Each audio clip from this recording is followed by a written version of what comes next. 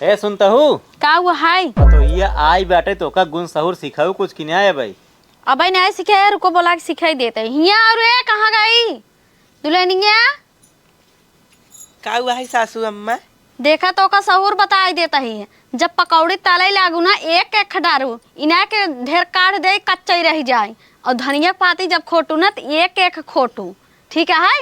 और भिंडी जब धोवे के रहवा कराई एक एक धो ना तो माटी कूटी रह किटकिटिया चीर देबू तो ठीक है। हाँ जाए से की हूँ देखा सिखाई दे। हाँ सही की हूँ।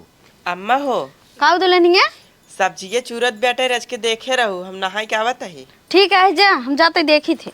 1.5 घंटा हो गए कब से गई नहाई, तब से सब्जी चूर के रोटी पोए टाइम हो गया। अब तक आई ना, पता न कहाँ गई हैं। जाई देखी तो करे तो 1 घंटा से नहाता है, अब तक नहाई नहीं भाई। सब्जी चूर के रोटी पोए टाइम होत का करता है। अरे अम्मा का करी, एक एक बार धोवत है ना हमारे बरवो न सफाई।